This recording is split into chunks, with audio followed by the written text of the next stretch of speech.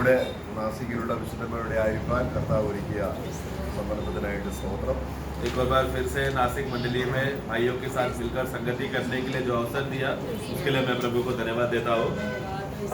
ഏതാണ്ട് 1.5 മാസത്തോളം എനിക്ക് കൂട്ടായ്മയിൽ പങ്കെടുക്കാൻ കഴിഞ്ഞില്ല. लगभग 1.5 साल सॉरी एक डेढ़ महीना मुझे यहाँ पर आकर संगति करने हो नहीं पाया. ആന്ധ്രയിൽ വെച്ചുണ്ടായ ശാരീരിക ബലഹീനത നിങ്ങൾ അറിയുന്നു. आंध्रा में प्रभु का सेवा करते समय में उसमें शारीरिक एक तकलीफ मुझे हुआ, ये खबर आप जानते हैं. കർത്താവിന്റെ ദാസൻ അവിടെ അനൗൺസ് ചെയ്തു, നിങ്ങളെല്ലാം പ്രാർത്ഥിച്ചു, അതുകൊണ്ടാണ് ഇന്നിങ്ങനെ ആരോഗ്യത്തോടെ നിൽപ്പാൻ ഇട വന്നത്. और प्रभु का दास ने इस विषय में यहाँ पर आप सबको अनाउंस करके बताया और आप लोगों ने प्रार्थना भी किया. उसका छुटकारा की वजह से है आज मुझे यहाँ पर रुकने को प्रभु ने बल दिया. കർത്താവിന്റെ നാമത്തിൽ കാണിക്കുന്ന എല്ലാ സ്നേഹത്തിനും കൂട്ടായ്മയ്ക്കുമായിട്ട് സ്തോത്രം. और प्रभु के नाम में आपने जो भी प्रेम और संगति सहभागिता आपने प्रकट किया उसके लिए मैं धन्यवाद देना चाहता हूँ. നമ്മള് കർത്താവിന്റെ വരവിന് വീണ്ടും ഒരു ദിവസം കൂടെ നമ്മൾ അടുത്തുകൊണ്ടിരിക്കുകയാണ്. हम लोग प्रभु का आगमन के विषय में वो दिन जब प्रभु का आगमन होगा उस दिन का और एक दिन करीब हम लोग पहुंच चुके हैं. കർത്താവ് വരുന്നു എന്ന് നമ്മൾ ഒരു ബൈബിൾ സ്റ്റഡിയിൽ പഠിക്കുമ്പോഴോ അല്ലെങ്കിൽ ആ ഒരു പ്രസംഗം കേൾക്കുമ്പോഴോ ഉണ്ടാകുന്ന ഒരു ഉണർവിനെ കുറിച്ചല്ല, ഒരു സ്ഥിരമായി നമ്മളിൽ വസിക്കുന്ന ഒരു ജ്ഞാനമായി തീരണം. അതാണ് ശരിക്കുമുള്ള ഒരു ആത്മീയ ജീവിതത്തിന്റെ അനുഗ്രഹം. तो एक आत्मिक जीवन का यानी कि एक विश्वासी के जीवन में आत्मिक जीवन का सच्चा आशीष ये इस बात पर नहीं कि मैंने मीटिंग में आज सुना कि प्रभु आगमन आ रहा है, प्रभु का दास हमेशा मीटिंग में याद दिला या प्रचार सुना, थोड़ा वचन पढ़ा तभी एक उत्तेजना आया, वैसा नहीं.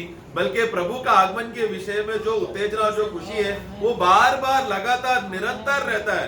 बाहर का विषय में नहीं लेकिन अंदर से वो कार्य हमें खुशी और आनंद देते रहना, ये इस रीति से लगातार बने रहना, उस ज्ञान में बढ़ना ही सच्चा आत्मिक जीवन का आशीष है. നമുക്ക്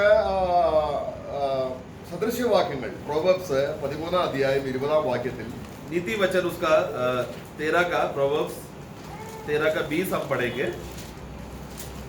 बुद्धिमानों की संगति कर तब तू भी बुद्धिमान हो जाएगा, परंतु मूर्खों का साथी नष्ट हो जाएगा.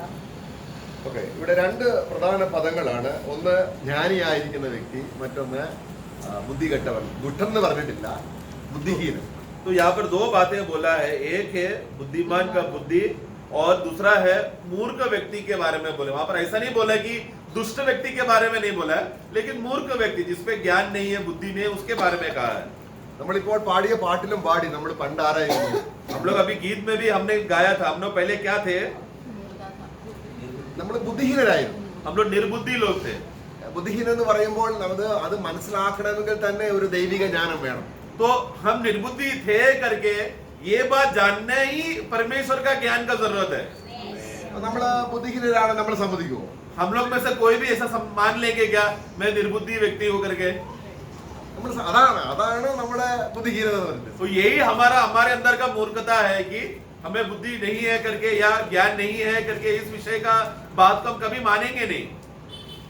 നമ്മള് ജ്ഞാനികളായിരുന്നത് കൊണ്ട് നമ്മള് കർത്താവിനെ തിരഞ്ഞെടുത്തതല്ല, അല്ലെങ്കിൽ കർത്താവിൽ വിശ്വസിച്ചതല്ല. ये गलत फहमी में नहीं रहना कि हम लोग ज्ञानवान लोग थे इसके लिए हमारे अंदर काबिलता थी कि हम लोग परमेश्वर को चुन सके, ऐसा नहीं है. പോഷന്മാരായ നമ്മളെ, ബുദ്ധിഹീനരായ നമ്മളെ ജ്ഞാനിയായ കർത്താവ് തിരഞ്ഞെടുത്തു. बल्कि हम जो निर्बुद्धि लोग थे जिसमें कोई भी प्रकार का ज्ञान नहीं, कोई भी प्रकार का प्रयोजन नहीं, ऐसे लोगों को ज्ञानवान परमेश्वर ने हमें चुना. അപ്പൊ ആദ്യം നമുക്ക് ഉണ്ടാകേണ്ട ഒരു അറിവ് എന്താണ്? तो सबसे पहला हमारे अंदर क्या जानकारी उत्पन्न होना चाहिए? ഞാൻ ആരുമായിട്ടാണ് സഹവസിക്കുന്നത്, ആ വ്യക്തി ബുദ്ധിമാനായിരിക്കണം, ജ്ഞാനിയായിരിക്കണം. मतलब मैं जिसके साथ अभी सदा के लिए मैं जीने वाला हूँ वो व्यक्ति सर्वश्रेष्ठ ज्ञानी है, ആയിരിക്കണം. मतलब वो होना चाहिए. അപ്പോൾ ആരാണ് നമ്മളിപ്പം സഭയിൽ കൂടി വരുന്ന കുറച്ച് വിശ്വാസത്തിലൂടെ ജീവിക്കുന്നത് കൊണ്ട് നമ്മൾ ബുദ്ധിമാന്മാരാവുന്ന ചിന്തിക്കരുത്. तो ऐसा नहीं सोचना कि हम लोग हर मीटिंग में आते, संगति में आ रहे हैं, मीटिंग में आने की वजह से, मंडली में आने की वजह से ज्ञानवानों के बीच में है इसलिए हम भी ज्ञानी है, ऐसा नहीं सोचना. ഒരു ജ്ഞാനിയായ വ്യക്തിയോട് കൂടെ സഹവാസം ചെയ്യുന്നവരുടെ കൂടെ നമ്മൾ കൂടി വരുന്നത് കൊണ്ടാണ് ജ്ഞാനിയോട് കൂടെ നടക്കുന്നവൻ തന്നെ ജ്ഞാനിയാണ്. അങ്ങനെയാണ് വചനം ഇരിക്കുന്നത്. तो मतलब क्योंकि हम लोग एक ज्ञानवान व्यक्ति के साथ हम लोग है और उसी के साथ संबंध में रहने के वजह से, उसके वजह से है हम लोग ज्ञानी बनते जा रहे हैं. तो वो ज्ञानी का ज्ञान के वजह से हमारे अंदर ज्ञान आ रहा है. ഇത് ആരുടെ വശത്തു നിന്ന് ഉണ്ടാകേണ്ട കാര്യമാണ്? और ये किसके ओर से होना चाहिए? അപ്പൊ കർത്താവ് ചിന്തിക്കുക, प्रभु सोच रहा है अभी ഞാൻ ജ്ഞാനിയാണ്, मैं तो ज्ञानवान हूँ എനിക്ക് ജ്ഞാനിയായ ഒരു വ്യക്തിയോടെ നയിക്കണം. और मुझे एक ज्ञानी व्यक्ति के साथ रहना है. അങ്ങനെ ചിന്തിച്ചാൽ നമുക്ക് ആർക്കെങ്കിലും ലക്ഷ്യമുണ്ടോ? अगर ऐसा प्रभु सोचेगा तो हमें उद्धार मिलेगा क्या? ആ അപ്പൊ ദൈവം കാണുകയാണ് तो इसलिए परमेश्वर देख रहा है ഏറ്റവും ബുദ്ധിഘട്ടവനെ, जो सबसे निर्बुद्धि लोग हैं അവനെ ബുദ്ധി ജ്ഞാനിയാക്കിയിട്ട് उनको ज्ञानवान बनाकर നിത്യതയിൽ अनंतता में ആ ജ്ഞാനിയോടുകൂടെ കർത്താവ് വസിക്കാനാകും. ऐसे ज्ञानवान लोगों के साथ परमेश्वर अपने ज्ञान में साथ में रहना चाहता है. നമുക്കതിന്റെ वो बात का समझ पा रहे हैं क्या? നമ്മളെ തെരഞ്ഞെടുത്ത എന്തിനാണ്? हमें क्यों चुना है? നിത്യം നമ്മോടുകൂടെ വസിക്കാൻ, നമ്മൾ ദൈവത്തോടുകൂടെ വസിക്കാൻ. सदा काल के लिए, सर्वदा के लिए परमेश्वर के साथ वास कर सके. അപ്പോൾ നമ്മളിൽ ഒരു പ്രത്യേകതയുണ്ട്, നമുക്കൊരു ബുദ്ധിഹീനതയുണ്ട്. परंतु हमारे अंदर एक मतलब एक कमी जो है कि हम लोग निर्बुद्धि है, मतलब मंदबुद्धि का अवस्था में है हम लोग. നമ്മൾ ഈ പാപം ചെയ്യുന്നതിന് തിരുവചനത്തിൽ ജ്ഞാനഹീനമായ അല്ലെങ്കിൽ ബുദ്ധിയില്ലാത്ത സ്ഥിതിയെയാണ് പാപം ചെയ്യുന്നതായിട്ട് ഉദ്ദേശിക്കുന്നത്. वचन जब पापी पाप करके बोलते समय में मतलब मनुष्य जो पाप करने का स्वभाव है, उस अवस्था को, उस दशा को निर्बुद्धि दशा कहता है. അപ്പൊ നമ്മൾ രക്ഷിക്കപ്പെട്ട ശേഷം ഈ നാളോളം നമ്മൾ എത്ര പാപം ചെയ്തിട്ടുണ്ട്? अभी उदाहरण के लिए हम लोग का नया जन्म हो गया, उस दिन से लेकर आज तक जाने अनजाने कितना पाप किया है हमने. എന്തുകൊണ്ടാണത്?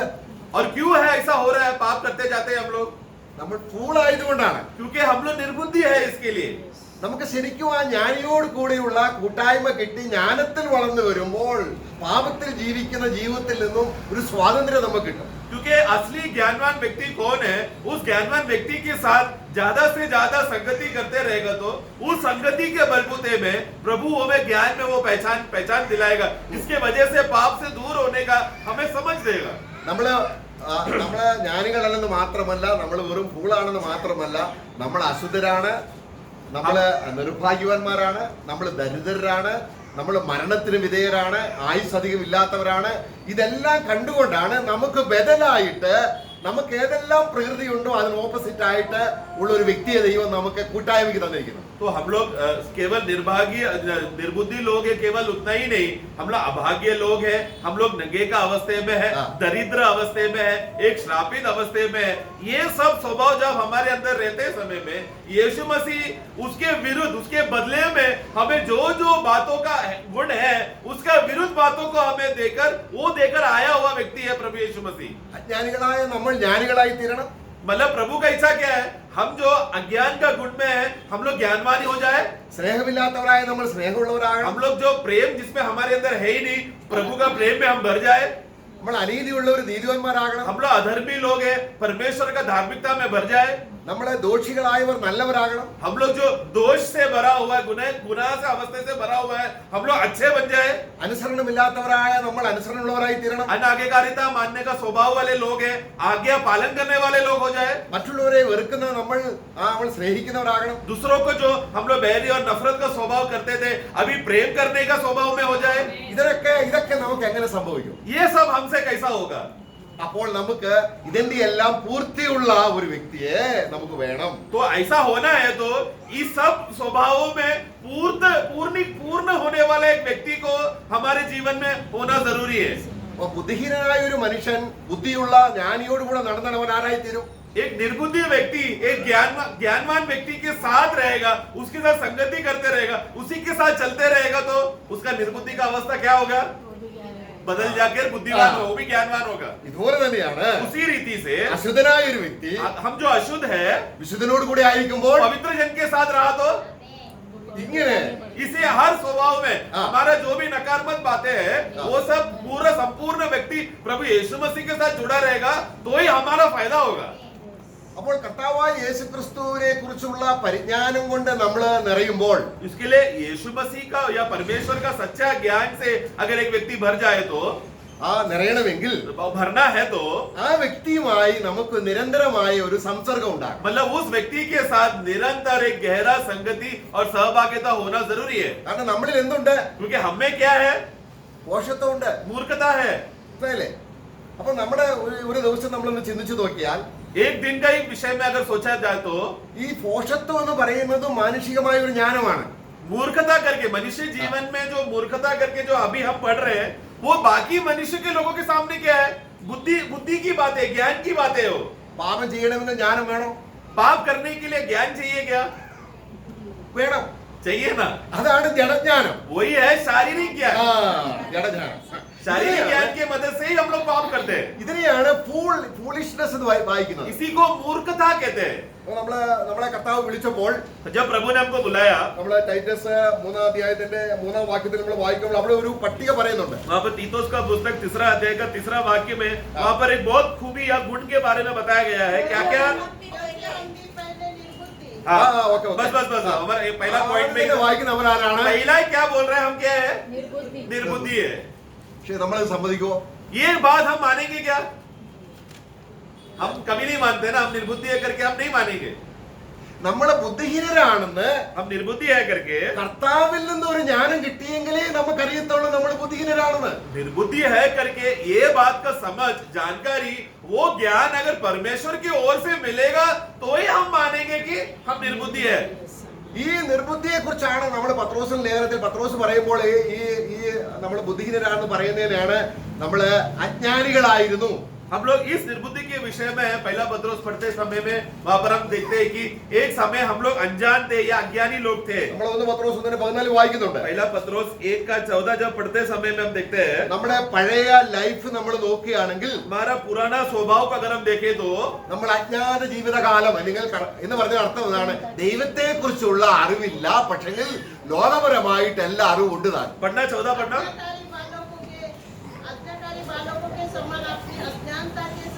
देखो अज्ञानता के समय में, ये अज्ञानता का खासियत क्या है कि परमेश्वर का ज्ञान हमें है नहीं, परमेश्वर के बारे में कोई पहचान नहीं, लेकिन दुनिया में सब प्रकार का गलत काम करने का अच्छे से ज्ञान है। വേറൊരു ജ്ഞാനം നമ്മളിലുണ്ട്. मतलब एक दूसरा अनजान ज्ञान है, परमेश्वर का ज्ञान नहीं है।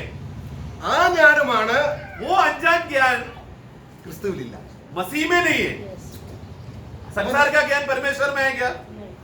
നമ്മൾ ജ്ഞാനം നിറഞ്ഞവരാണ്. हम लोग क्या ज्ञान से भरे हुए हैं क्या? നിറഞ്ഞവരാണ്. है।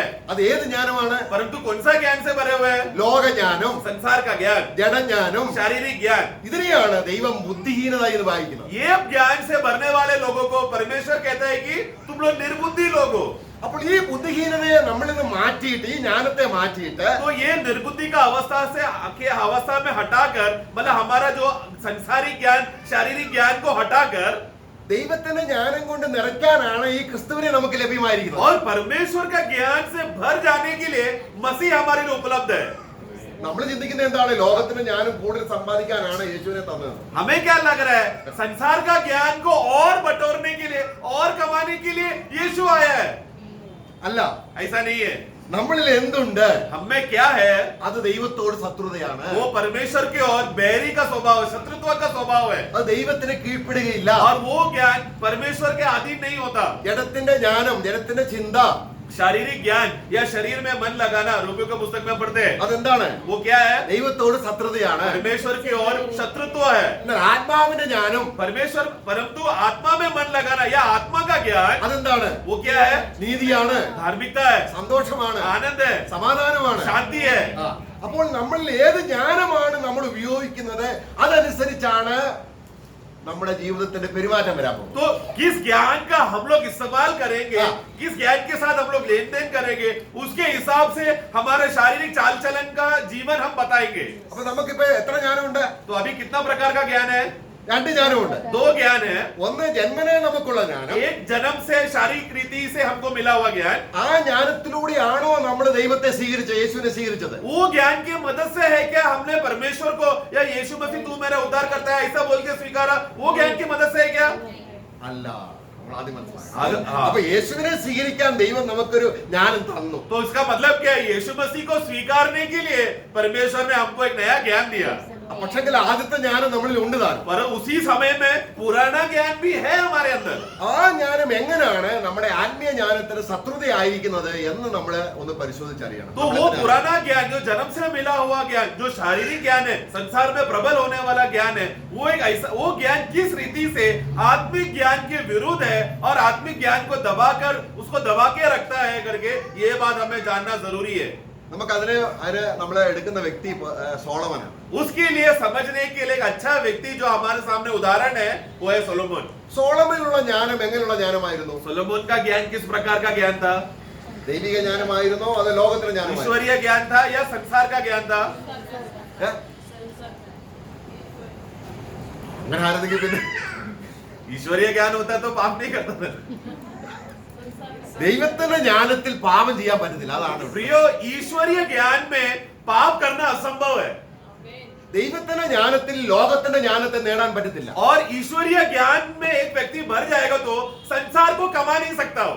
ദൈവം പറയുന്നത് എന്താണ്? परमेश्वर ने क्या कहा? ലോകത്തിന്റെ ജ്ഞാനത്തെ ഞാൻ നശിപ്പിച്ചു കളയും. एक संसार का ज्ञान को मैं एक दिन खत्म करूंगा. അപ്പൊ ലോകത്തിന്റെ ജ്ഞാനം എവിടെ പോകും? तो मतलब संसार का ज्ञान कहां पर जाएगा? നശിച്ചു പോകും. नाश हो जाएगा. അപ്പോൾ നമ്മൾ സോളമനെ നോക്കിയാണ്. तो सोलोमन को अगर हम देखेंगे तो നമുക്ക് സോളമൻ ഒന്നുകൊണ്ട് വാക്യങ്ങൾ വായിക്കാം. सोलोमन के विषय में एक दो वाक्य पढ़ेंगे. നമുക്ക് എക്ലീസിയാസ്റ്റിക്സ് सभा उपदेश അതിന്റെ 2-ാം അധ്യായത്തിന്റെ 15 16 എന്ന വാക്യങ്ങൾ നമ്മൾ വായിക്കുമ്പോൾ दूसरा अध्याय का 15 और 16 हम पढ़ेंगे. അദ്ദേഹം പറയുകയാണ്, Ecclesiastes 2 का അത് വായിച്ചാൽ മതി.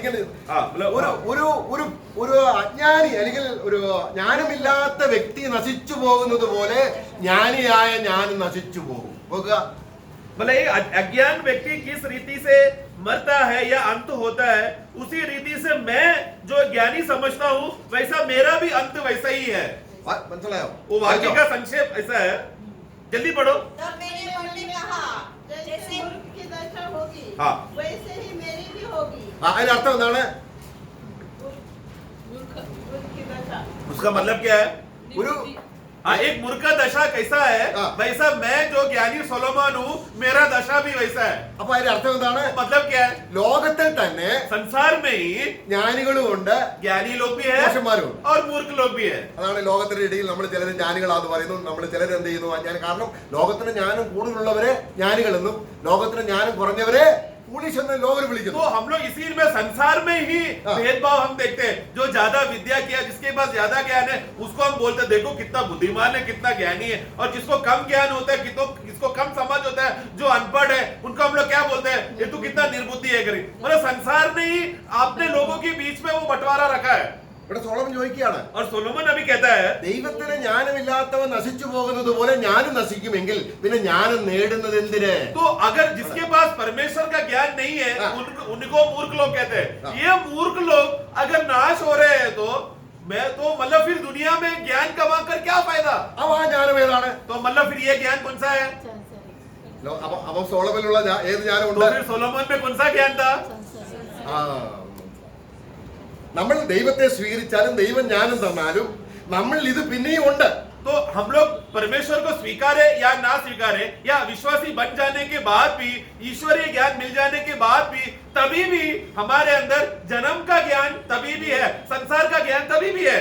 2-ാം അധ്യായത്തിന് 16-ാം വാക്യത്തിൽ അത് തന്നെയാണ് और പറയുന്നത്. 2:16 में यही कहता है. അതുകൊണ്ട് താൻ പറയുകയാണ്, इसलिए वो कहता है, അതിന്റെ 2:17 പറയുകയാണ്, 17 में कहता है ഞാൻ എന്റെ ലൈഫിനെ ഞാൻ വെറുത്തു, എന്റെ ജ്ഞാനത്തെ വെറുത്തു.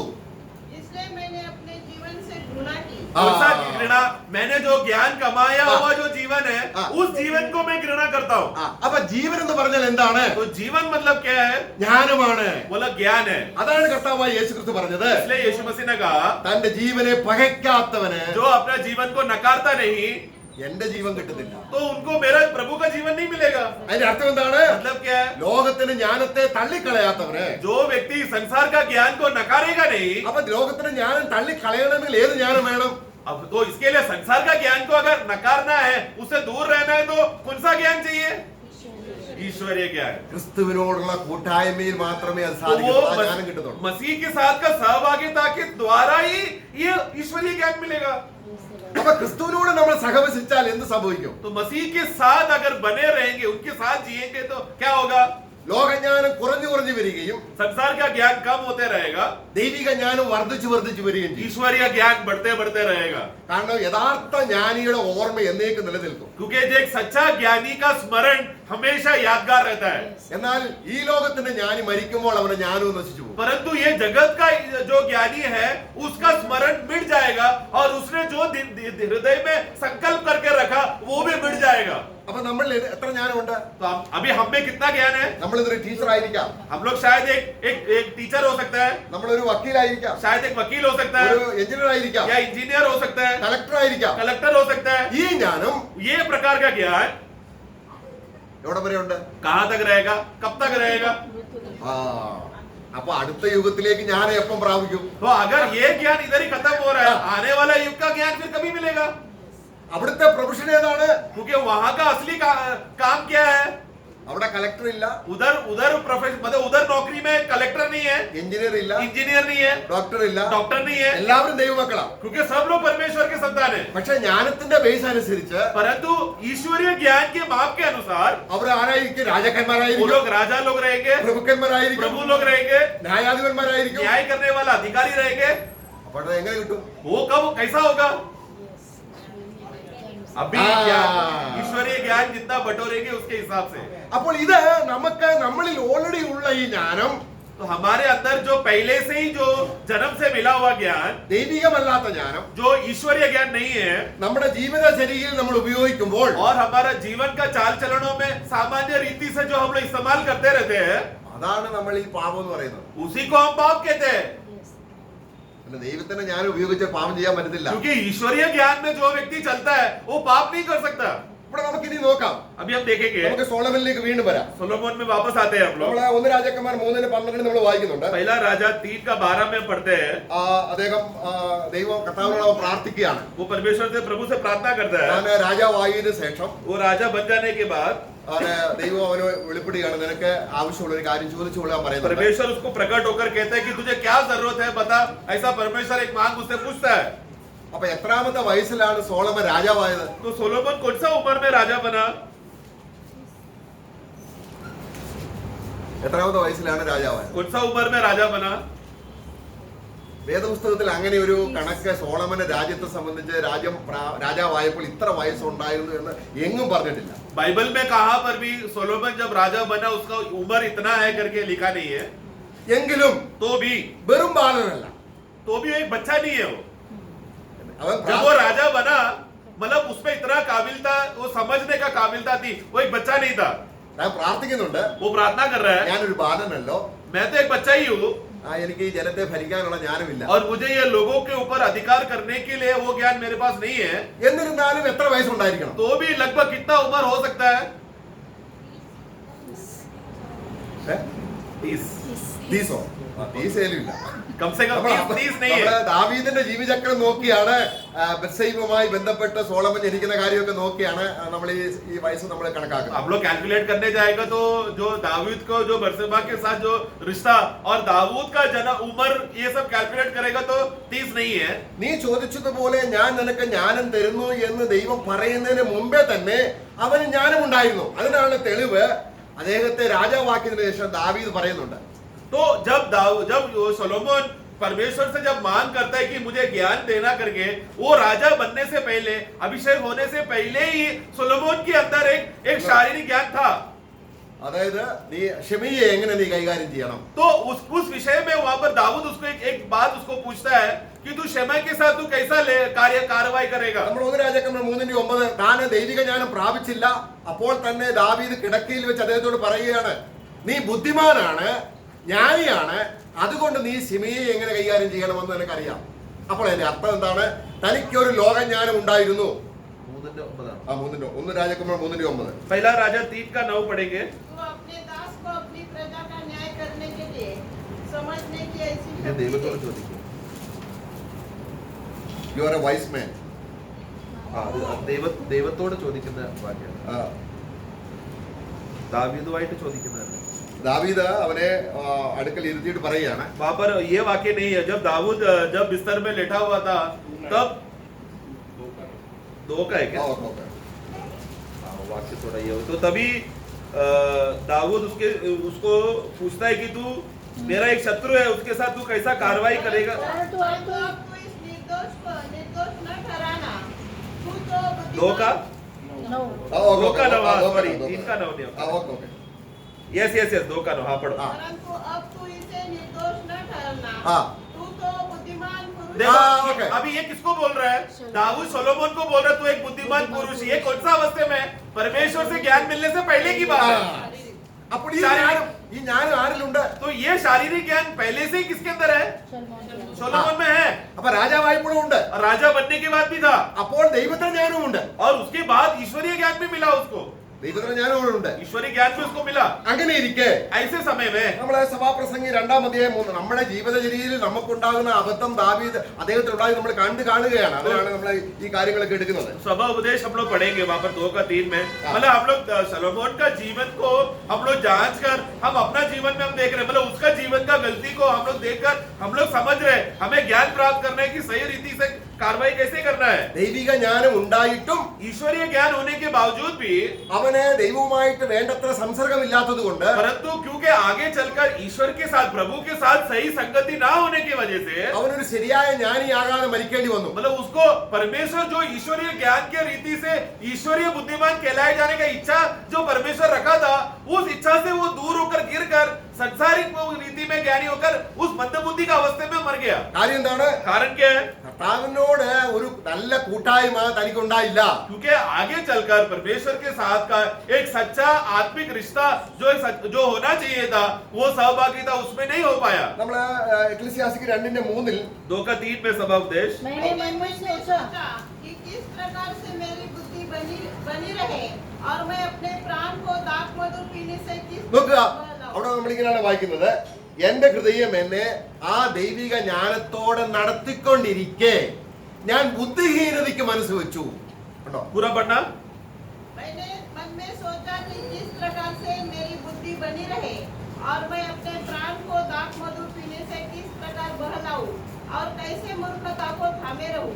तो वो कैसा वो ये वाक्य का अर्थ ये है कि ईश्वरीय ज्ञान से भर जाने के वजह से किस रीति से मेरा शारीरिक मूर्खता से मैं दूर बने रहूं वैसा मैंने किया। എടാ, ഞാൻ പോഷത്വം പിടിച്ചുകൊള്ളുവാൻ ഫൂളിഷ്നെസ്സിനെ പിടിച്ചുകൊള്ളുവാൻ ഞാൻ ജ്ഞാനം വെച്ചു എന്നാണ് വായിക്കുന്നത്. मतलब वो इंग्लिश बाइबल में ऐसा लिखा है कि कैसा मैं मेरे ज्ञान के द्वारा मूर्खता को मैं पकड़ सकूं। ऐसा नहीं आया ना हिंदी में? मूर्खता को पकड़ने के लिए मुझे ज्ञान दिया। मूर्खता को थामे रहो। थामे रहा था मतलब पकड़ लिया उसको ഈ मूर्खता को। മൂർഖത ലോകത്തിലുള്ള ജ്ഞാനമാണ്. ये कौन सा मूर्खता है? संसारिक ज्ञान। അതുകൊണ്ട് താൻ ആ ഫൂളിഷ്നെസ്സിൽ എന്ത് ചെയ്തു? तो वो मूर्खता में उसने पहला क्या कर बैठा? തോട്ടം ഉണ്ടാക്കി, एक बगीचा बनाया സംഗീതക്കാരെ ഉണ്ടാക്കി, और संगीत के उपकरण को बनाया, അനേക സ്ത്രീകളെ സമ്പാദിച്ചു. बहुत से स्त्रियों को उसने बना लिया। അപ്പൊ ഈ ജ്ഞാനം ഏതാണ്? तो ये ज्ञान कहाँ से मिला? ദൈവജ്ഞാനമാണോ? ईश्वरीय ज्ञान है क्या? ഇത് നമുക്കും പറ്റാം. ये गलती हमसे भी हो सकता है। നമ്മൾ ചിന്തിക്കുന്നത് ദൈവത്തിന്റെ ജ്ഞാനമാണെന്നാണ്. और हम क्या गलत फहमी में बैठे हैं? हम लोग ईश्वरीय ज्ञान से सब काम कर रहे हैं। അതുകൊണ്ട് അദ്ദേഹം പറയാൻ തുടങ്ങി. इसलिए वो कहने लगा, നമ്മൾ താപ്പോട്ടുള്ള വാക്യം വായിക്കുമ്പോൾ അതാണ് കാണിക്കുന്നത്. उसका नीचे का वाक्य पढ़ते समय में ऐसा कहता है। അപ്പൊ അത് സോളമനിലുള്ള ദൈവിക ജ്ഞാനം അവൻ വേണ്ടതുപോലെ ഉപയോഗിക്കാതെ तो सोलोमन के अंदर जो ईश्वरीय ज्ञान था उस ईश्वरीय ज्ञान को सही रीति से इस्तेमाल ना करने की वजह से താന് ദൈവം ഉദ്ദേശിച്ച രീതിയിലായി തീർന്നില്ല. मतलब परमेश्वर जो उद्देश्य उसको भविष्य में देख के रखा था उस उद्देश्य उस मुकाम तक वो पहुंच नहीं पाया। തന്നെ താപ്പോട്ട് നമ്മൾ വായിക്കുമ്പോൾ नीचे हम पढ़ते हैं, ഞാൻ എന്റെ ഹൃദയത്തെ നിരാശപ്പെടുത്താൻ തുടങ്ങി. मैं मेरे हृदय को दुखी करने लगा। കാര്യം എന്താ? कारण क्या है? ഞാൻ മരിക്കുമ്പോൾ ഈ ജ്ഞാനമെല്ലാം നശിച്ചു പോകും. क्योंकि मैं मर जाने के बाद मैंने कमाया हुआ जो भी ज्ञान है वो भी मिट जाएगा। അതുകൊണ്ടാണ് इसलिए നമ്മുടെ ജീവിതത്തിൽ हमारे जीवन में ദൈവം ക്രിസ്തുവിനെ ജ്ഞാനമായി തന്നപ്പോൾ परमेश्वर ने मसीह को ज्ञान बनाकर जब हमको दिया, അതുകൊണ്ടാണ് നമുക്ക് രണ്ട് തരത്തിലുള്ള ജ്ഞാനമുണ്ട്. इसलिए दो प्रकार का ज्ञान है। നമ്മളെ ജെയിംസിന്റെ പുസ്തകം 3:15 നമ്മൾ വായിക്കുകയാണ്. याकूब का पुस्तक 3:15 में हम पढ़ते हैं। ആ, जेम्स चैप्टर 3:5। ആ. यह ज्ञान वो नहीं हाँ। जो ऊपर से उतरता है वरन सांसारिक ആ, और ഓക്കെ. शारीरिक ഉയരത്തിൽ നിന്ന് വരാത്തൊരു ജ്ഞാനമുണ്ട്. मतलब एक ऐसा ज्ञान है जो ऊपर से नहीं आ रहा। ആ, वो कैसा प्रकार का ज्ञान का वर्णन किया गया है? അപ്പൊ നമുക്ക് എന്ത് ജ്ഞാനം? ഈ ഭൂമിയിലുള്ള ജ്ഞാനം നമുക്കുണ്ട്. तो मतलब ऊपर से नहीं आया मतलब क्या है? ये भूमि का ज्ञान है, ये हमारे अंदर है। ആ ജ്ഞാനം എങ്ങനെയുള്ള ജ്ഞാനമാണ്? ये ज्ञान कैसा है? നമ്മളെ യശയ്യാവിന്റെ പുസ്തകം 5:20 यशायाह का पुस्तक 5:20 में हम पढ़ते हैं। അവിടെ നമ്മളിങ്ങനെ വായിക്കുന്നു. वहां पर इस रीति से हम पढ़ते हैं। ആ, ये जीवन के दिन हाँ पढ़ो, यशायाह 5:20। हाय उन पर जो बुरे को भला हाँ। और भले को बुरा कहते हैं, हाँ। जो अंधियारे को उजियारा हाँ। और उजियारे को अंधियारा ठहराते, हाँ। और कड़वे को मीठा हाँ। और मीठे को कड़वा करके ഇതാണ് ഉൾട്ടയായിട്ട് നമ്മളെ തന്നെ വഞ്ചിക്കുന്ന ഒരു ജ്ഞാനമാണ് ഈ ഭൂമിയിലെ ജ്ഞാനം. तो ये जो ऊपर से जो ज्ञान नहीं आया है, मतलब पृथ्वी का ज्ञान, हमारे शारीरिक ज्ञान क्या करेगा? सही बात को उल्टा कर कर और हमें उल्टे में जीकर बहला कर हमें धोखा में गिराता है. ये है संसार का ज्ञान. അപ്പോൾ ദൈവത്തിന്റെ ക്രിസ്തുവിൽ ഒരു കാര്യം ചെയ്യണം. ദൈവജ്ഞാനമായ ക്രിസ്തു ഒരു കാര്യം ചെയ്യാനുണ്ട്. इसलिए परमेश्वर को मसीह जो ज्ञान है, उस ज्ञान में भरकर हमारे अंदर कुछ कार्य करने के लिए एक लक्ष्य परमेश्वर ने रखा है. നമുക്ക് ക്രിസ്തുവിനെ നമുക്ക് തരുമ്പോൾ मतलब परमेश्वर ने जब मसीह को हमें दिया, നമ്മളിലുള്ള ജ്ഞാനത്തെ ക്രൂശിച്ചിട്ട് അതിനെ മരിപ്പിച്ചിട്ട് ക്രിസ്തുവിന്റെ ജ്ഞാനത്തെ തരാനാണ് ദൈവം ആഗ്രഹിക്കുന്നത്. परमेश्वर का सिद्ध इच्छा में क्या था? परमेश्वर का ज्ञान में इच्छा कि जब वो मसीह जो हमारा सच्चा ज्ञान है, हाँ। उस ज्ञान को हमें देते समय में, हाँ। उसके पहले हमारे अंदर का जो संसार का हाँ। ज्ञान, जो आदम का ज्ञान, हाँ। उसको क्रूस में खत्म किया जाए. हाँ। वो ज्ञान खत्म हो जाएगा. हाँ। वही मसीह जो हमारा सच्चा ज्ञान है, उस ज्ञान में हम भर पाएंगे हाँ। और बढ़ पाएंगे. നമ്മളിലുള്ള ജ്ഞാനത്തെ मतलब हमारे अंदर जो पहले से ही ज्ञान है, ആ ജ്ഞാനത്തെ ക്രൂശിച്ചിട്ടാണ് उस ज्ञान को क्रूस में खत्म करके, എങ്കിലേ നമുക്ക് ഈ ക്രിസ്തുവിന്റെ ജ്ഞാനം മനസ്സിലാകത്തുള്ളൂ. तो ही मसीह का ज्ञान कैसा कार्य करता है, उसका पहचान हमको समझ में आएगा. അപ്പൊ ക്രിസ്തു ലോകത്തിന്റെ ഈ ജ്ഞാനത്തെ ക്രൂശിച്ചു എന്ന് ഒരാൾക്ക് അറിയത്തില്ലെങ്കിൽ ആ ആള് നശിച്ചു പോകും. तो രക്ഷിക്കപ്പെട്ടിട്ടില്ല. एक व्यक्ति को अगर ये समझ में ही नहीं आ रहा है कि यीशु मसीह ने ये जगत का ज्ञान को क्रूस में खत्म कर दिया है, वो ज्ञान खत्म हो जाएगा करके, ये पहचान एक मनुष्य को नहीं मिल रहा, समझ में नहीं आ रहा है. हाँ। मतलब वो मनुष्य जीवन भर उद्धार नहीं पाएगा. वो उसी अज्ञानता में मर गया तो नरक में जाएगा. അതാണ് മോശ മരുഭൂമിയിൽ സർപ്പത്തെ ഉയർത്തതുപോലെ तो जैसा मूसा ने पित्तल का सर्प को जंगल में मरुभूमि में उठाया, എങ്ങനെ സർപ്പം കടിച്ചാൽ എന്താണ് ലോകജ്ഞാനം? तो संसार का ज्ञान के हिसाब से अगर एक सांप ने काटा तो क्या होगा? ഏ? मर जाएगा. അതിന് രക്ഷപ്പെടാനുള്ള മാർഗം तो मतलब संसार के ज्ञान के हिसाब से अगर किसी को एक सर्प ने काटा तो बचने का उपाय क्या है? ആ കടിച്ച ഭാഗത്തിന് മുകളിൽ കെട്ടുക, मतलब अगर हाथ में काटा है तो थोड़ा ऊपर एक बांधना, हाथ को बांधना, कपड़े लेकर बांध देना, എന്നിട്ട് വിഷമുള്ള രക്തം ചോർത്തി കളയുക. और फिर जो जहर से भरा हुआ जो लहू है उसको निकाल दो बाहर. അല്ലേ? ये है संसार का ज्ञान. എന്നാ ദൈവം പറഞ്ഞു കൊടുത്ത ജ്ഞാനം എന്താണ്? परंतु उस समय में ईश्वर ने, परमेश्वर ने मूसा को क्या कहा? ആ, जिस सांप ने काटा है हाँ। उसका पित्तल का रूप बनाकर हाँ। ऊंचाई में खड़ा कर, और हाँ। जो कोई उसको देखेगा हाँ। वो बच जाएगा. Praise the Lord. ये संसार में ये बात संसार के लिए क्या है? मूर्खता है. ആ, ഇതാണ് നമ്മൾ ഒന്നും ഒരു വായിക്കുന്നത്. यही बात हम लोग पहला कोरिन्थे में पढ़ते ना प्रियो. ക്രൂശിന്റെ വചനം നശിച്ചു പോകുന്നവർക്ക് पहला कोरिन्थे 1:18, क्योंकि क्रूस का संदेश नाशवान होने के लिए मूर्खता അപ്പൊ है. ജ്ഞാനികളുടെ ജ്ഞാനം, നമുക്ക് നേരത്തെ ഉണ്ടായിരുന്ന ജ്ഞാനം परंतु इसलिए संसार का ज्ञान, जो ये दुनिया का बुद्धिमान लोगों का ज्ञान जो पहले से हमारे अंदर है, അതെന്ത് ചെയ്തു? वो क्या किया प्रभु ने? ക്രൂശിൽ തറച്ചു. उसको क्रूस में प्रभु टंगा कर नाश कर दिया उसको. അതാണ് നമ്മൾ മരിച്ചു മരിച്ചു മരിച്ചു എന്ന് പറയുന്നത്. इसीलिए वचन कहते हैं तुम मर चुके हो, तुम मर चुके हो. कहने का मतलब क्या है? हमारा ज्ञान खत्म हो गया है. നമ്മുടെ ലോകജ്ഞാനം ദൈവം ന്യായം വിധിച്ചു. हमारा संसार का ज्ञान को प्रभु ने क्रूस में न्याय कर दिया उसका. അപ്പൊ നമ്മുടെ ജ്ഞാനമെല്ലാം പുറത്തു പോയി പിന്നെ നമ്മൾ ആരാണ്? तो अभी हमारा ज्ञान अभी बाहर निकल गया, तो अभी हम लोग कौन है? ഇപ്പോൾ ജനിച്ച ശിശുവിനെ പോലെ. अभी जन्मा हुआ शिशु के समान है. ഇനി ആരുടെ ജ്ഞാനം പ്രാപിക്കുന്നു? तो अभी क्या करना चाहिए? अभी ईश्वरीय ज्ञान प्राप्त करने का पर्याप्त पात्र बन गए अभी. Praise the Lord. അതുകൊണ്ടാണ് ദൈവം ചോദിക്കുന്നത്. इसलिए प्रभु पूछता है, അവിടെ അതിന്റെ 20-ാം വാക്യത്തിൽ വായിക്കുകയാണ്, पहला कोरिन्थी 1:20 में प्रभु ലോകത്തിന്റെ ജ്ഞാനം ദൈവം പോഷത്വമാക്കിയില്ലയോ? 1:20 पढ़ना. पहला कोरिन्थी इस संसार का विवादी हाँ। क्या परमेश्वर ने उसका आखिरी भाग. हाँ, ആ, क्या परमेश्वर ने संसार के ज्ञान को मूर्खता नहीं ठहराया? क्या परमेश्वर ने जगत का ज्ञान को मूर्खता नहीं ठहराया? जवाब क्या है? हाँ, ठहराया है. यस. എന്നാൽ ആൾക്കാർ എന്ത് ചെയ്യാണ് ഇപ്പോഴും? परंतु आज भी लोग क्या कर रहे हैं? ജ്ഞാനികൾ എന്ന് പറഞ്ഞുകൊണ്ട് अपने आप को ज्ञानवान है बोलकर റോമലേഖനം 1:23 വാക്യത്തിൽ വായിക്കുകയാണ്, रोमियो 1:23 में हम पढ़ते हैं, അവർ സൃഷ്ടിച്ചവനേക്കാൾ സൃഷ്ടിയെ ഭജിച്ച് ആരാധിച്ച് ഞങ്ങൾ ജ്ഞാനികൾ എന്ന് പറയുക. वो लोग सृष्टिकर्ता को छोड़कर सृष्टि को पकड़कर उसके 2 पैर 4 पाए उसका मूर्ति बनाकर उसका आराधना कर वो लोग बोल रहे हैं हम लोग ज्ञानी है. നമ്മൾ കർത്താവിൽ വന്നാലും ഈ ജ്ഞാനം ഉണ്ടാകാം. मतलब हम लोग मसीह में आ जाने के बाद भी इस प्रकार का मूर्खता का ज्ञान हमारे अंदर रहेगा. അതുകൊണ്ട് കർത്താവ് പറഞ്ഞത്, इसलिए प्रभु कहता है എന്നേക്കാൾ അധികമായിട്ട് जो कोई भी मुझसे ज्यादा അപ്പനെയോ अपना पिता, അമ്മയോ अपना माँ, ഭാര്യയോ पत्नी, നിലങ്ങളെയോ സ്നേഹിക്കുന്നത് ലോകജ്ഞാനമാണത്. बच्चे और भूमि के लिए अगर तुम प्रेम कर रहे हो, वो कौन सा ज्ञान है? संसार का ज्ञान है. ആ ജ്ഞാനത്തെ उस ज्ञान को ക്രൂശിൽ അവൻ ക്രൂശിച്ചു. क्रूस में प्रभु ने क्रूसित कर दिया, उसको खत्म कर दिया. അപ്പൊ ക്രിസ്തുവിന്റെ മരണത്തോട് നമ്മൾ ഏകീഭവിക്കുമ്പോൾ तो मसीह का उस मृत्यु के साथ जब हम एक हो रहे हैं, നമ്മളെ വഞ്ചിക്കുന്ന ജഡജ്ഞാനം, हमें धोखा देने वाला हमारा शारीरिक ज्ञान को, ചതിമോഹങ്ങളാൽ വഷളാക്കുന്ന പഴയ മനുഷ്യനെ ക്രിസ്തുവിനോട് കൂടെ ക്രൂശിച്ചു ദൈവം. അതാണ് ജ്ഞാനം. हमें धोखा देने वाला और मोह से और अभिलाषा से गिराने वाला हमारा पुराना मनुष्यत्व को यीशु मसीह ने क्रूस में खत्म कर दिया. उससे हमें बचाया है. वो है क्रूस का तत्व. എന്നിട്ട് ദൈവം ക്രിസ്തുവിനെ തരികയാണ് നമ്മൾ എന്തായിട്ട്. और फिर परमेश्वर मसीह को ही हमें दे रहा है. किस रूप में? 1 कोरिन्थिയർ 30 पहला कोरिन्थी 1:30 में हम पढ़ते हैं, ഈ ക്രിസ്തുവിനെ ये मसीह को ജ്ഞാനമായിട്ട് തരികയാണ്. ज्ञान होकर हमें दे रहा है. അപ്പൊ ആ ക്രിസ്തു എന്ത് ചെയ്യണം? तो अब ये मसीह क्या करना चाहिए? എന്റെ പഴയ ജ്ഞാനത്തെ ക്രൂശിക്കണം, मेरा पुराना ज्ञान को क्रूस में खत्म करना है. നിർവീര്യമാക്കണം, उसका ताकत को कमजोर करना है. അതിനെ ബലഹീനമാക്കണം. उसको एकदम निर्बल करना है. ഓ ആ ജ്ഞാനം കിട്ടുമ്പോൾ നമ്മൾ അവനെ പിരിയാതെ ജീവിക്കും. तो वो ज्ञान जब मुझे प्रभु देगा कि मेरा शारीरिक ज्ञान खत्म करके ईश्वरी ज्ञान देने के लिए प्रभु मेरे अंदर ज्ञान बनकर आया बोला, तो लोग प्रभु के साथ एकदम चिपक जाएंगे, लिपट जाएंगे, उसको छोड़ेंगे नहीं. അപ്പോഴാണ് അവനോട് നടക്കുമ്പോൾ നമ്മൾ ജ്ഞാനികളാകും. उसके बाद से फिर प्रभु का पहचान की उत्तमता में बढ़ते रहकर हम लोग भी ज्ञानी होते जा रहे हैं.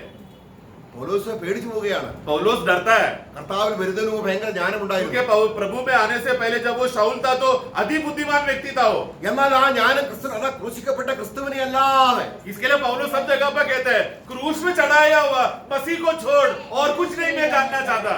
എന്നിട്ട് അദ്ദേഹം ഭയപ്പെടുകയാണ്. और फिर वो डरता है, എന്റെ ജീവിതത്തിൽ ഇനി ആ പഴയ ജ്ഞാനം പൊങ്ങി വരുമോ? मेरे जीवन में शायद अनजाने में वही पुराना मेरा शारीरिक ज्ञान उमड़ कर आ सकता है. അതാണ് 1 കൊരിന്ത്യർ 2 അധ്യായം മുഴുവൻ അദ്ദേഹം പറയുന്നത്. इसलिए वो पहला कुरिन्थी 2 अध्याय का पहला वाक्य से वो इसी विषय में वो कह रहा है. 1 കൊരിന്ത്യർ 2:5 വായിക്കുകയാണ്. 2:5 में वो कहता है, അതായത് നിങ്ങളുടെ വിശ്വാസത്തിന് तुम्हारा विश्वास को എന്റെ പഴയ ജ്ഞാനം ഉപയോഗിക്കപ്പെടാൻ പാടില്ല. मेरा पुराना ज्ञान इस्तेमाल नहीं करना चाहिए. तो परमेश्वर അപ്പൊ പൗലോസ് ക്രൂശിക്കപ്പെട്ട ക്രിസ്തുവിനെ പ്രസംഗിച്ച എന്താണ് അതിന്റെ അർത്ഥം? तो मतलब जब वचन में लिखा है कि पौलुस ने क्रूसित मसीह का प्रचार किया, उसका मतलब क्या है?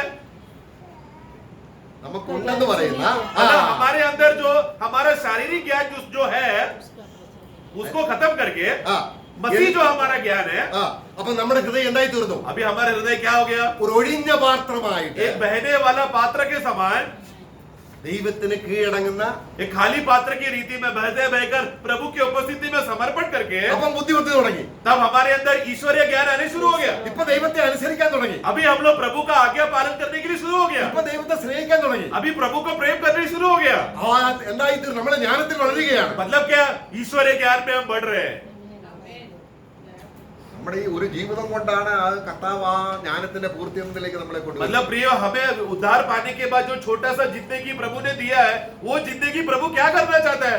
मसीह के रीति में ज्ञानवान बनाने के लिए हमें बचा कुचा जीवन दिया है. അതിന് 2 അധ്യായത്തിന്റെ 7 വാക്യത്തിൽ വായിക്കണം. 1 കൊരിന്ത്യർ 2:7 पहला कोरिन्थी 2:7. ദൈവം ലോക സൃഷ്ടിക്ക് മുൻപേ നമ്മുടെ തേജസ്സിനായി മുന്നൊരുക്കി മറഞ്ഞതുമായ ദൈവത്തിന്റെ ജ്ഞാനം അത്രേ. അപ്പോൾ നമുക്ക് തേജസ് കിട്ടുന്നത്, അക്ഷരമായ തേജസ് കിട്ടുന്നത് ഇപ്പോൾ ഈ ജ്ഞാനം എത്ര പ്രാപിച്ചു എന്നതിനെ ബേസ് ചെയ്ത. पढ़ना 2:7. परंतु हम परमेश्वर का वह गुप्त ज्ञान हाँ। वेद के रीति पर बताते हैं, हाँ। जिसे परमेश्वर ने सनातन से हमारी महिमा के लिए ठहराया. देखो प्रियो, मतलब परमेश्वर ने हमारे महिमा के लिए जो ठहराया हुआ वो ज्ञान, वो परमेश्वर की ओर से आया हुआ ज्ञान, मतलब वो आत्मिक ज्ञान है जो हमें बताया है. तो वो ज्ञान मिलकर हमें कौन सा महिमा मिलेगा? हमारे शरीर में भी महिमा मिलेगा. वो ज्ञान बता रहा है.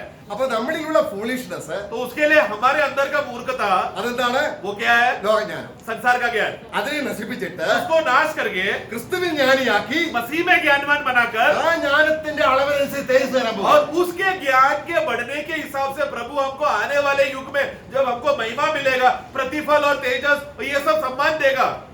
അപ്പൊ തേജസ്സിന്റെ മെഷർ ആരുടെ കയ്യിൽ ഇരിക്കുന്നു? तो मतलब महिमा का, माप का, बढ़ोतरी का हाथ वो किसके हाथ में है? ആരുടെ കയ്യിലാ? किसके हाथ में है? ആരുടെ കയ്യിലാ? किसके हाथ में है? सवाल समझा? हमारे हाथ में। മനസ്സിലായില്ല അല്ലേ? നമ്മളിപ്പോ ഇവിടെ നമ്മൾ പലരും നമ്മൾ വെളുത്തവരുണ്ട്, കറുത്തവരുണ്ട്, ഉയരം കൂടിയവരുണ്ട്, കുറഞ്ഞവരൊക്കെ ഉണ്ട്. अभी उदाहरण के लिए यहाँ पर अभी कुछ लोग लंबे लोग हैं, कुछ लोग बटले लोग हैं, कुछ लोग गोरे हैं, कुछ लोग काले हैं, अलग अलग स्वभाव के अलग अलग लोग हैं.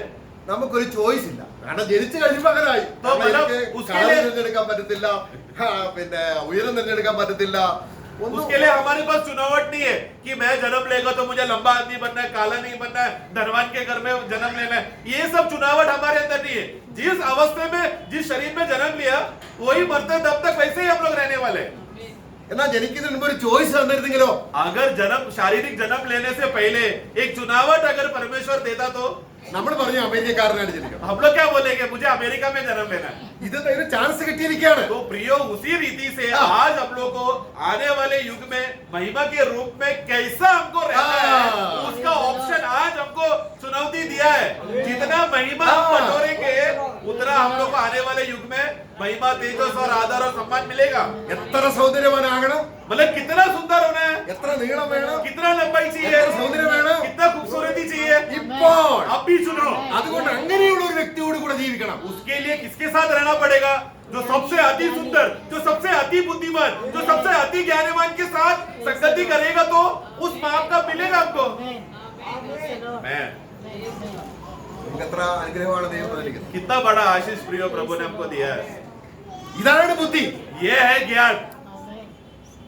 അല്പമായ കാലത്തേക്കുള്ള ലടഞ്ഞാനം ഞാൻ സമ്പാദിച്ച് നിത്യമായിരിക്കുന്ന തേജസ്സിന്റെ മഹത്വം നഷ്ടപ്പെടുന്ന എത്ര ബുദ്ധിഹീനതയാണ്. प्रियो लेकिन ये सब इस दुनिया का पल भर का जो थोड़े समय का जो ज्ञान है उसको कमाते कमाते मैंने मेरा जीवन दे दिया और अनंत मिरास का बड़ा महिमा जो सम्मान और आदर जो सदा के लिए उसको मैंने छोड़कर वो अगर मैंने कर दिया वो कितना बड़ा मंदबुद्धि का अवस्था है वो.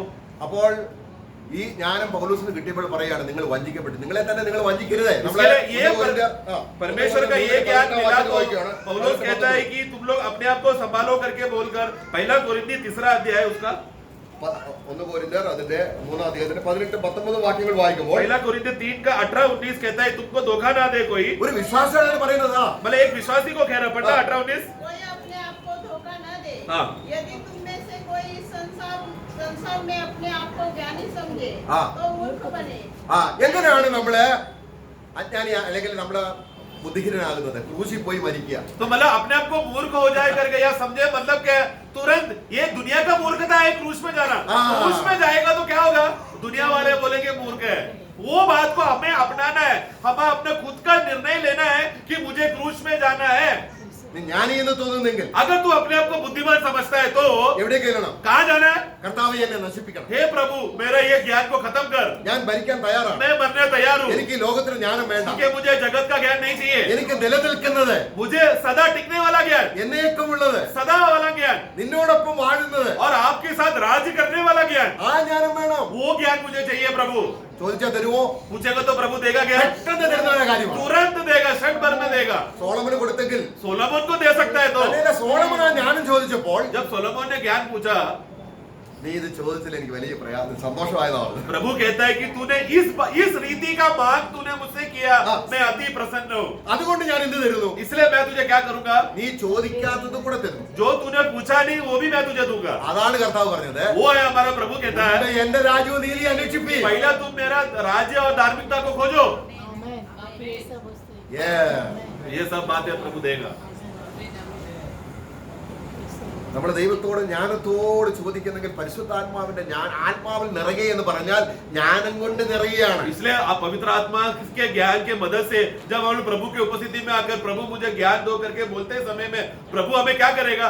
आत्मा में भर देगा. आत्मा में भर दिया मतलब क्या? वो ईश्वरीय ज्ञान से भर दिया.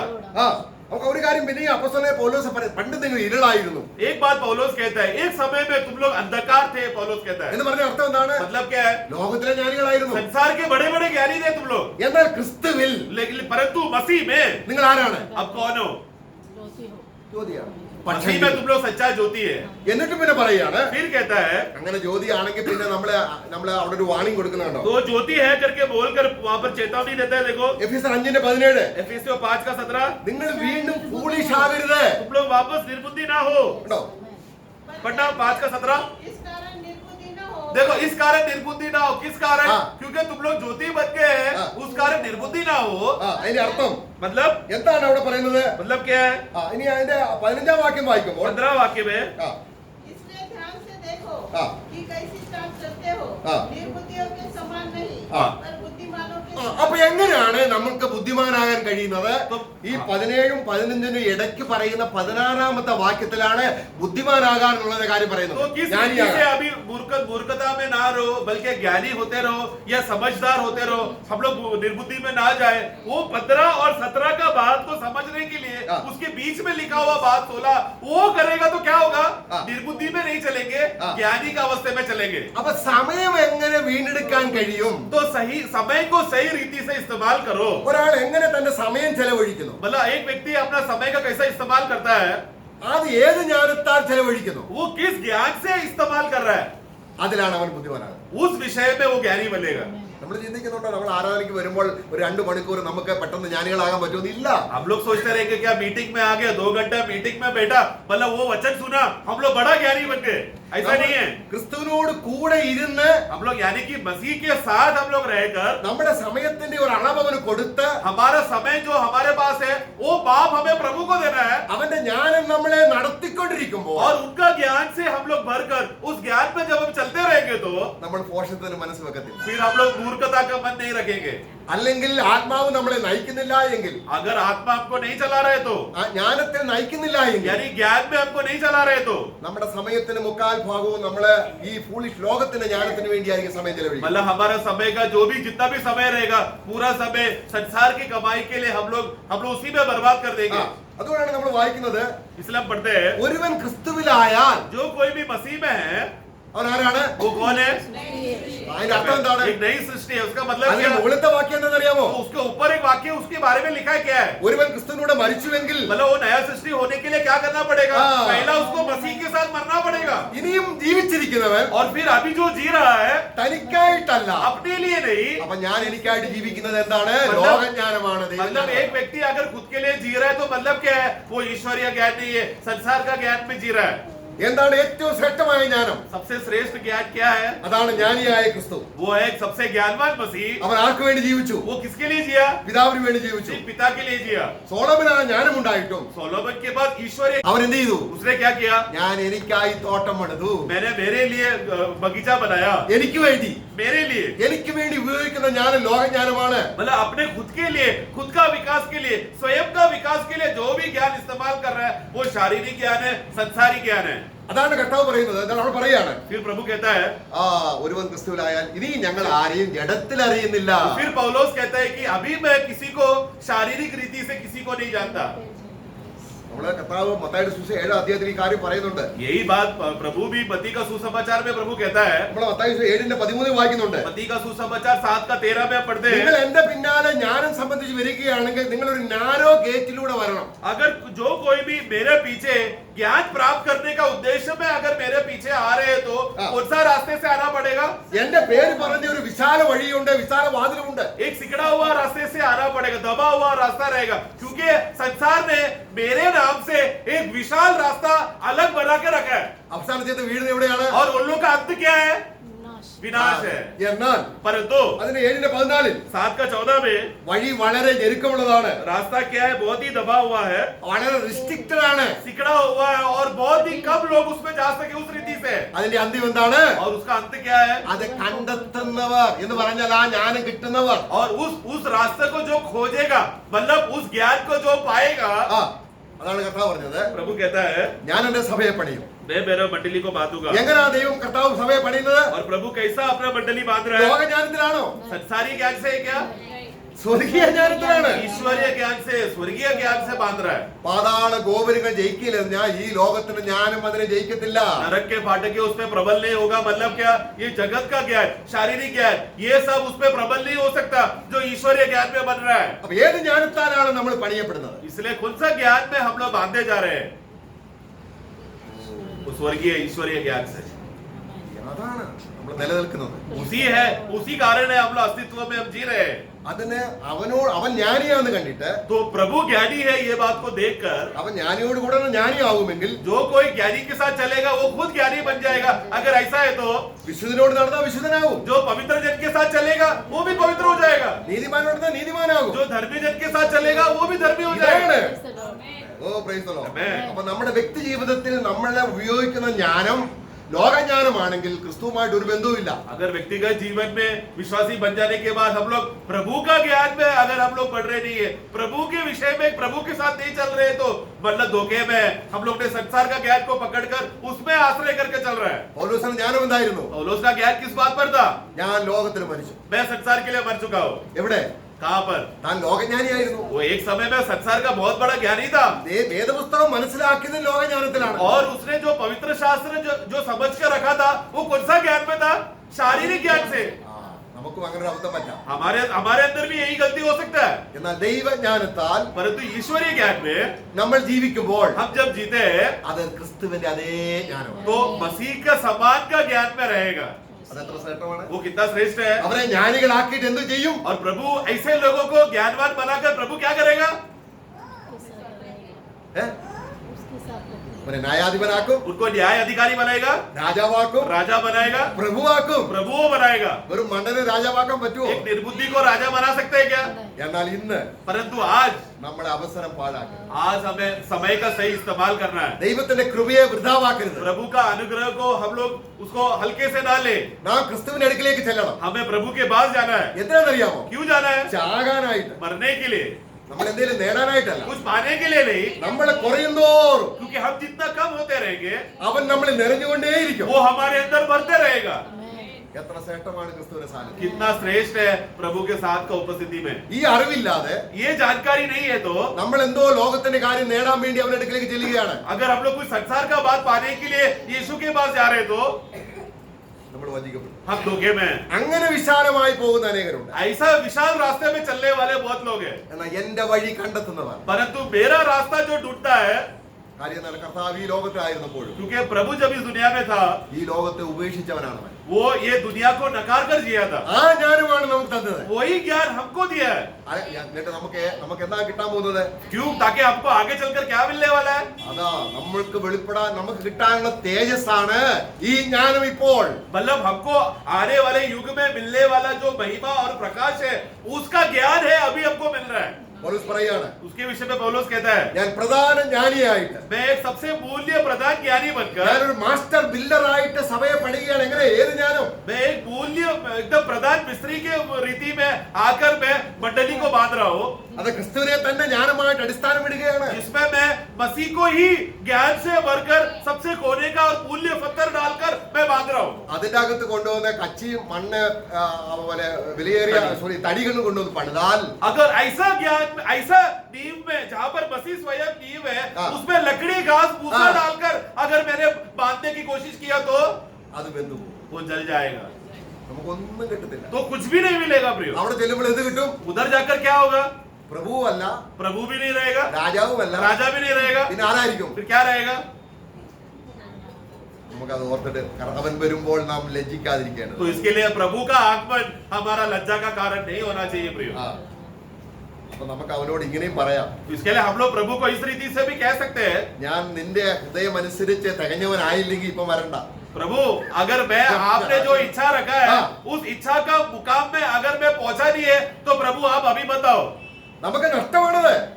मतलब मेरा उसके लिए गलत मत समझना, क्योंकि अगर जिस उद्देश्य से प्रभु मुझे रखा है उस उद्देश्य में मैं नहीं बढ़ पा रहा हूं तो प्रभु अगर आ गया तो उनका आगमन मेरे लिए धोखा हो जाएगा. വേഗം വരണേന്ന് പറയുന്ന ഒരു ജ്ഞാനം വേണം. ചുമ്മാ ആരെങ്കിലും പറയുന്നത് കേട്ടൊക്കെ വരണേ പറയുന്നതല്ല. प्रभु तू जल्दी आ ऐसा बोलने के लिए ज्ञान होना चाहिए. आज हमारा प्रभु का दास ने प्रभु जल्दी आ बोलकर अच्छा संदेश दिया, इसलिए मन में उत्तेजना है प्रभु ऐसा बोलकर नहीं होना चाहिए. ईश्वरीय ज्ञान से भरकर बोलना चाहिए कि प्रभु तू जल्दी आ. देखो प्रभु का आगमन देरी है. ഞാൻ റെഡി ആയിരിക്കുന്നു. हे प्रभु मैं तैयार हूँ. ഞാൻ നിന്നെ ധരിച്ചിരിക്കുന്നു. मैंने आपको पहन लिया है. നിന്റെ കാന്തിയായിരിക്കുന്നു. मैं आपका वधू हूँ. നിന്റെ സൗന്ദര്യവതിയായിരിക്കുന്നു. मैं आपका सुंदरता में भर चुका हूँ. വേഗം വാ. आप जल्दी आओ. ഇതൊന്നും ആകാതെ വേഗം വരാന്ന് പറഞ്ഞാൽ ജ്ഞാനം ഏത് ജ്ഞാനമാണ്? तो अगर ये सब हुआ नहीं है और प्रभु तू जल्दी आ बोल रहा है तो कौन सा ज्ञान से बोल रहा है? ഈ ഈ ലോകത്തിലെ കട്ടങ്ങളൊക്കെ എങ്ങനെയാലും ഇവിടുന്ന് പോയാൽ മതി. मतलब कुछ लोग क्या बोल അനുഭവിക്കാൻ रहे തയ്യാറല്ല. हैं, मैं मेरा जीवन में बहुत कष्ट सह रहा हूँ, प्रभु तू जल्दी आ क्योंकि मुझे कष्ट से शांति चाहिए, ऐसा सोचकर बोल रहे हैं तो मतलब उसने प्रभु का ज्ञान में पहचान नहीं पाया है। कोई कष्ट हटने के लिए प्रभु का आगमन बोलना धोखा है। ജ്ഞാനം കൊണ്ട് നിറഞ്ഞു കഴിയും. परंतु जो व्यक्ति ज्ञान से भर जाता है, ഇനിയും ഭൂമി ജീവിച്ചുകൊണ്ട് വലിയ പ്രയോജനമൊന്നും എനിക്കില്ല, എനിക്ക് കിട്ടേണ്ടത് കിട്ടി. मतलब वो ज्ञान में क्या बोलेगा, प्रभु अभी मैं इस दुनिया में ज्यादा जीकर फायदा नहीं है, क्यों? क्योंकि अभी दुनिया से कमाने के लिए कुछ भी नहीं है, मैंने जो भी कमाना था मसीह में मैंने कमा लिया। ऐसा व्यक्ति के लिए प्रभु जल्दी आए।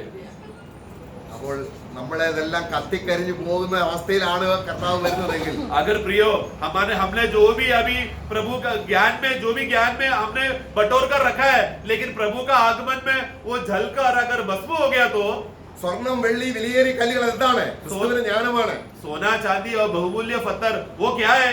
मसीह का ज्ञान का अलग अलग गुट का स्वभाव है वो सब। അതിൽ നിറയും തോറും उसमें जब बढ़ते रहेंगे നമ്മൾ ആന്തരികമായ ഒരു ജ്ഞാനമാണ്. तो हमारे अंदर का ज्ञान बढ़ते रहेगा, കർത്താവേ വേഗം വരണമേ. तभी वो अंदर से आवाज आकर पुकारेगा, हे प्रभु तू जल्दी आ। അതിന് നമ്മളെ പരിശോധിക്കണം. इसलिए अपने आप को परखो, കർത്താവേ हे प्रभु നിന്റെ കൂട്ടായ്മ വേണം. मुझे आपका संगति चाहिए। മരിക്കേണ്ടത് എന്തെങ്കിലും ഉണ്ടോ? प्रभु मेरे अंदर मरने के लिए और भी कुछ बातें बाकी है क्या? ഞാൻ മരിക്കാൻ വരുന്നു. मैं उसके लिए मरने के लिए आपके पास आ रहा हूँ। അതെ, അവന്റെ മരണത്തോട് ഏകീഭവിക്കുമ്പോൾ जो कोई उसका मृत्यु में एक हो जाता है, നമ്മുടെ പഴയതെല്ലാം നീങ്ങിപ്പോകും. मेरा पुराना जो भी बातें वो हट जाएगा। ഇതാ ഒരുവൻ ക്രിസ്തുവിലായാൽ, देखो जो कोई मसीह में है അവന്റെ ജ്ഞാനത്തിലായാൽ और उसके ज्ञान में जो भर जाता है അവന്റെ സ്വഭാവം വ്യത്യാസമാണ്. उसका स्वभाव बदल जाएगा, അവൻ ജ്ഞാനിയാണ്. वो ज्ञानी हो जाएगा, അവൻ ദൈവസ്നേഹം കൊണ്ട് वो നിറഞ്ഞവനാണ്. परमेश्वर के प्रेम में भर जाएगा, ആത്മാവ് കൊണ്ട് നിറഞ്ഞവനാണ്. आत्मा से भर जाएगा। പ്രിയമുള്ളവരെ, നമുക്ക് ദൈവം പിന്നെ അവസരം തന്നിരിക്കുക. इसलिए प्रभु प्रियो आज भी प्रभु हमको मौका दिया है।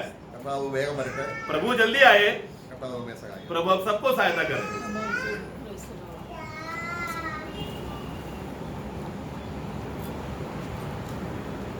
Praise the Lord. प्रभु ने बहुत गहराई बातें सिखाया। Praise the Lord. लेकिन एक हवा घूमता है, वो उड़ा ले जाता है ना?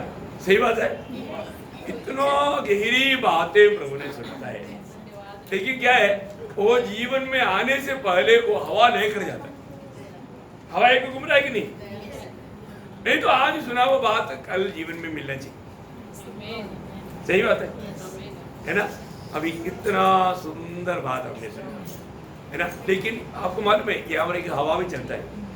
इसलिए इब्रानियन 2:1 में क्या लिखा, जो तुमने सुना उन बात पर क्या करना, और भी मन लगा। और भी मन लगाना, नहीं तो बहक जाएगा, बहक जाएगा। देखो इतना गहरी बात मैं आपको बताना चाहता हूँ। प्रभु ने हम सबका जीवन को जान करके उस स्वर्गीय ज्ञान का कितना सुंदर बात हमें बताया है ना। देखो हमारे में स्वर्गीय ज्ञान है कि नहीं, ये पहचान क्या है? ईयोब 28 अध्याय का 28 वचन। ईयोब 28 अध्याय का 28 वचन। तब उसने मनुष्य से कहा, हाँ। देख प्रभु का भय मानना ही बुद्धि है, हाँ। और बुराई से दूर रहना यही समझ है। हाँ देखिए, मानव हर एक प्रकार का बुराई से दूर रहना, ये सच्चा ज्ञान। देखो कितना बड़ी बात है। अभी प्रभुदास ने बोला वो, अगर सच्चा ज्ञानी है तो पाप नहीं करेगा, है ना। और वही बात याकूब ने भी कहा, याकूब 3 अध्याय का 17 वचन, पर जो ज्ञान ऊपर से आता है, जो ऊपर से जो आता है वह पहले तो पवित्र होता है, हाँ। फिर मिलनसार, हाँ। कोमल और मृदु भाव, हाँ। और दया और अच्छे फलों से लदा हुआ, हाँ। और पक्षपात और कपट रहित होता है। प्रियो, सच्चा ज्ञानी को झगड़ा करने के लिए समय नहीं, इकट्ठी करने के लिए अभी समय नहीं है। किसी प्रकार ऐसा दुनियादारी के लोगों का जैसा कार्य करने के लिए उसके पास अभी वक्त नहीं। कितनी बड़ी बात है ना। नीति वचन आपको मालूम है, शलोमोन ने लिखा, वो वहां पर ज्ञान की बात लिखने के टाइम पर उसका 1 अध्याय का 7 वचन में क्या बोला, परमेश्वर का भय मानना ही ज्ञान का आरंभ है। आरंभ है, आरंभ है। देखो कितना बड़ी बात है ना प्रियो। वास्तव में हमारे जीवन में हम रोज सच्चा ज्ञान यीशु मसीह है, परमेश्वर का ज्ञान प्रभु यीशु मसीह पर यीशु मसीह को जीना या यीशु मसीह हमारे में जीना, वही सच्चा ज्ञानी के लक्षण है। तो कितना बड़ी बात है वो अगर हमारे में नहीं हुआ तो जिंदगी कितना मतलब व्यर्थ हो गया, है ना। बाकी कोई भी ज्ञान अगर हम अपने आप को अगर ज्ञानी बोल करके अगर मानव प्रभु का सहारे में नहीं चलेगा तो कितना बड़ा धोखा हो जाएगा। वो ज्ञान बोलते वो स्वीकारेगा, वो आखिरी समय का एक चिन्ह है। और तिमोथी 6:20-21 में लिखा है कि जिसको ज्ञान कहना ही भूल है उसको लोग स्वीकारेगा। अभी लोगों को हम समझाने के लिए जाएगा तो वो लोग वो बात नहीं समझेगा। वो इसलिए वहां पर एक चेतावनी दिया है। इस कारण क्या हुआ पढ़ना उसको, अपने इस ज्ञान का अंगीकार करके देखा उस ज्ञान जो जिसको ज्ञान कहना भूल है उसका अंगीकार करके विश्वास से भटक गया। देखा है, विश्वास से दूर हो गया। नहीं प्रियो, ओरिजिनल ज्ञान आज प्रभु दास इतना गहराई में वो बात को हमें समझाया। प्रियो प्रभु यीशु मसीह को छोड़ करके कहीं ज्ञान नहीं, है ना। यीशु मसीह ही ज्ञान है ना। वो तो आपको माना पला कुर्दी बना दे कि 30 वजन में 24 वजन में बार बार कहने वाला बात है ना। बहुत बड़ी बात है। वो ज्ञान देह रूप में आया और वो आज हमारे अंदर है। उस ज्ञान की अनुसार अपने को जीवन बिताना चाहिए। कितना श्रेष्ठ बात है। तो मैं प्रभु को बहुत धन्यवाद देता हूँ कि प्रभु ने प्रभु का दासों के द्वारा बहुत गहराई से, मैं बोलता हूँ बंद नहीं करे ऐसा, मतलब घड़ी ना दे के ऐसा इतना सुंदर अच्छा लग रहा था। आत्मा में बहुत है ना, बहुत गहरी बात है पवित्र आत्मा ने आज हमें सिखाया। तो सिखाया वो बात भड़क नहीं जाना, उसमें बना रहना। मैं इसलिए बोला हवा घूमता है, और ये बात अगर हमारे जीवन में आ गया तो हर प्रकार नासिक मंडली एकदम एक नमूना बन जाएगा। सब लोग प्रभु का उस गुण में, याकूब 3:13 में क्या लिखा मालूम है, उसके अनुसार वो एक वचन इतना सुंदर है ना। हाँ, तुम में ज्ञानवान और समझदार कौन है? कौन है? जो ऐसा हो वो वो अपने कामों को देखा क्या है, कामों में आना चाहिए। कामों में, सिर्फ दिमाग में नहीं, कामों में, अपने दिनचर्या में आना चाहिए। दिनचर्या में आने वाले बात। तो मैं प्रभु को बहुत धन्यवाद देता हूँ।